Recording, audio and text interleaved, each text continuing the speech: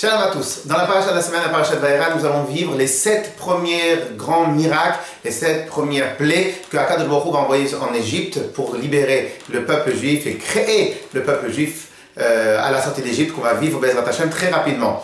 Cependant, sur les parachiotes, Parashat, Shemot, Vaïra, Bo, Beshala, Yitro, c'est très frustrant de faire des vidéos de 2 minutes puisqu'on pourrait avoir à en parler pendant des heures et des heures. Cependant, peut-être sur toutes les plaies, on pourrait apprendre quelque chose de très particulier, le mitzvah et le principe de la reconnaissance.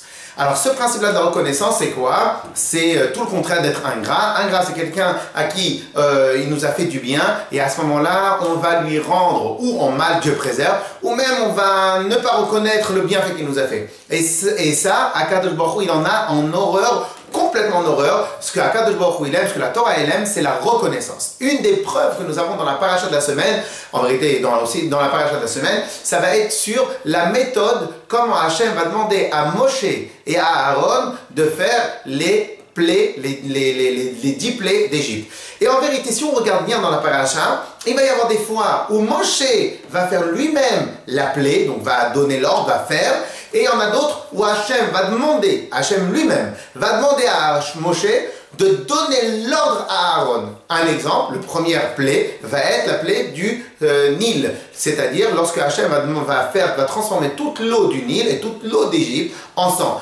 Hachem va demander à Moshe de demander à Aaron de frapper sur le Nil. Pourquoi? Pour une raison toute simple.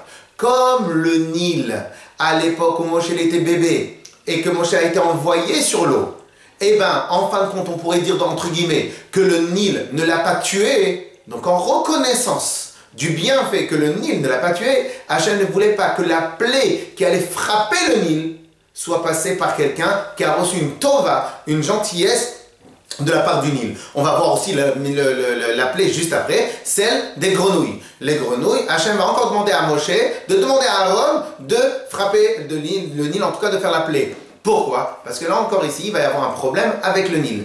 Une autre plaie va être lorsqu'on va transformer le sable en vermine, en petit poux. Qu'est-ce qui se passe? Là encore, Hachem va demander à Moshe que ce soit Aaron qui fasse le miracle. Pourquoi? Comme Moshe dans la paracha de Shemot, lorsqu'il y a eu un Égyptien qui a été extrêmement cruel avec un Yehudi, et que Moshe Rabbeinu, il a tué, Moshe Rabbeinu, pour cacher le cadavre, il a utilisé le sable. Comme le sable a aidé Moshe Rabbeinu dans sa cachette, Hachem lui a demandé que la plaie qui va toucher le sable, qui va transformer l'ADN du sable, et la plaie qui va toucher le sable, ne soit pas faite directement par Moshe Rabbeinu, mais par Aaron, que lui-même n'a pas eu un bienfait direct et particulier avec le sable. Et donc là, évidemment, ça va être une des grandes enseignement de la paracha, à tel point que Hachem veut qu'on ne soit pas ingrat et veut de la reconnaissance, jusqu'à tel point que même les plaies qui vont quelque part toucher, qui sont un ordre direct à Hachem, il ne veut pas que cela se passe